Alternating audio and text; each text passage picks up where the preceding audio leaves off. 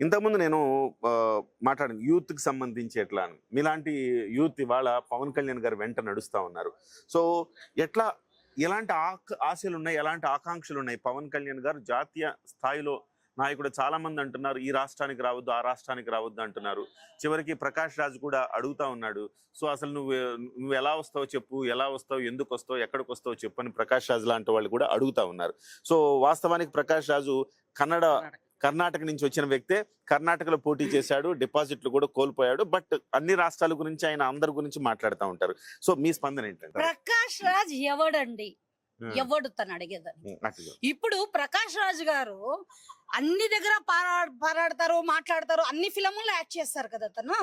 తను ఎవరైనా రావద్దని చెప్పారా? తెలుగులో ఎందుకు యాక్ట్ చేస్తావు నువ్వు? డబ్బులు తీసుకుంటాం లేదా? బిల్డింగులు కట్టలేదా? 2 పెళ్లిళ్ళు చేసుకోలేదా నువ్వు? ఎవరిది డబ్బది? కర్ణాటకంలో ఎంత ఫిలం చేసిండవు నువ్వు? దానికి ఎక్కువ తెలుగులో చేసిండవు, తమిళ్లో చేసిండవు. అన్ని భాషలను నువ్వు యాక్ట్ చేస్తుంటప్పుడు డబ్బులు నీకు కావాలి, అక్కడ మనిషి నీకు అక్కర్లేదా? అడిగేదానికి ఎవరండి వీళ్ళంతా? రావద్దనే దానికి. ప్రజాస్వామ్యం ఇది. ఎవ్వరు ఎక్కడైనా పారాడొచ్చు, ఎక్కడైనా మాట్లాడొచ్చు. కానూనుకి విరుద్ధంగా మాట్లాడకూడదు.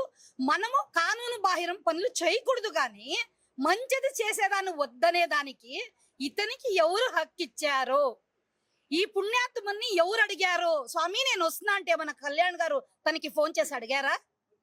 ఊరికే ఉండేదానికి అవ్వదండి. తనకి ఇలాంటి వివాదాలు కావాలి. తను ఎప్పుడు మీడియాలో ఉండాలి. మీడియాలో ఉండాలంటే మంచోళ్ళని ఏమో ఒకటి అంటే అప్పుడు ఇంకొందరు మాట్లాడతారని ఇలాంటివన్నీ చేస్తాడండి. ఆయన మాటలు పట్టించుకుంటే మనకి టైం వేస్ట్.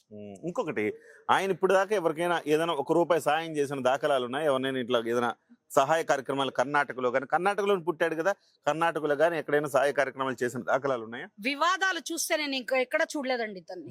నేను కర్ణాటకలోనే పుట్టి, కర్ణాటకలోనే పెరిగి, కర్ణాటకలోనే ఉన్నాను. కానీ వివాదాలు చేసే దాంట్లో #1 ఎక్స్పర్ట్ తను. అంతా ఇడిస్తే ఎవరికి హెల్ప్ చేసిండదు కానీ ఇంకొకటి కానీ మేము చూసిండ్లే. నేను అది అవసరం లేని విషయం ఎందుకు మాట్లాడతాడు తను?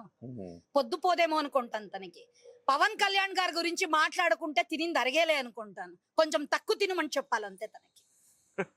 ಸರ್ ಎಲ್ಲರೂ ನಮಸ್ಕಾರ. ನನ್ನ ಹೆಸರು BM ವಿಶಾಲ್ ಅಂತೇಳಿ, ನಾವು ರಾಯಚೂರು ಜಿಲ್ಲೆಯಿಂದ ಬಂದಿದ್ವಿ ಸರ್. ఒక సామాన్యుడు సార్. నేను కర్ణాటకలో ఎక్కడో మా రాయచూరు జిల్లా నుంచి ఒక సామాన్యుడిగా ఇక్కడ ఢిల్లీలో వచ్చి నేను మాట్లాడుతున్నానంటే దానికి గౌరవం పవన్ కళ్యాణ్ గారి. ఇప్పుడు చాలా మంది లీడర్స్ ఉండొచ్చు, డబ్బున్న వాళ్ళు ఉండొచ్చు, పేరు పలుకున్న వాళ్ళు ఉండొచ్చు, కానీ నాలాంటి సామాన్యులకి అవకాశం ఇచ్చిన వ్యక్తి ఒక పవన్ కళ్యాణ్ మాత్రమే.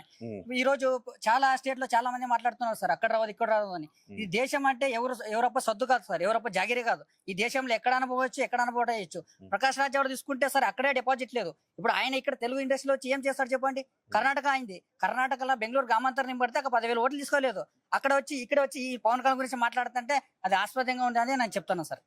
ఇప్పుడు పైగా ధర్మస్థల వివాదం జరిగినప్పుడు చాలా మంది నన్ను అడిగింది ఏంటంటే, మీ ఛానల్ ఎక్కువగా పవన్ కళ్యాణ్ గారి గురించి ఎక్కువగా వస్తూ ఉంటుంది కదా, కర్ణాటక ధర్మస్థల వివాదంలో పవన్ కళ్యాణ్ గారు కూడా మాట్లాడితే బాగుంటుంది అని చెప్పేసి చాలా మంది కోరుకున్నారు. ఎందుకంటే ఆయన లాంటి సనాతన ధర్మం గురించి మాట్లాడిన వ్యక్తి, ఇంత అన్యాయం జరుగుతుంటే అలాంటి వ్యక్తి నిలబడితే బాగుంటుందని కోరుకున్నారు. అదే విషయంలో ఇవాళ ఒక దోషిగా ప్రకాష్ రాజ్ నిలబడ్డాడు. సార్ నేనేమంటానంటే, చాలా మంది కర్ణాటక వాళ్ళు ధర్మస్థల గురించి మాట్లాడారు సార్. యాక్చువల్లీ పవన్ కళ్యాణ్ గారి షెడ్యూల్ ఉంది, కానీ అక్కడ ఎందుకు రాలేదు ఏం రాలేదు తెలియదు సార్. బట్ ఇప్పుడు ఎక్కడో బంగ్లాదేశ్ గురించి మాట్లాడతాడు, మన ఇండియాలో ఉండి మన కర్ణాటక గురించి మాట్లాడాలని తప్పుగా తీసుకుంటారు సార్. ఖచ్చితంగా మాట్లాడతారు. దేశ ప్రజలు ఎక్కడే ఉన్నా మన హిందూ ధర్మం నుంచి ఎక్కడ ఉన్నా ఏమో ఉంది పవన్ కళ్యాణ్ గారు మాట్లాడుతూ ధ్వని ఎత్తాడని చెప్తాను సార్.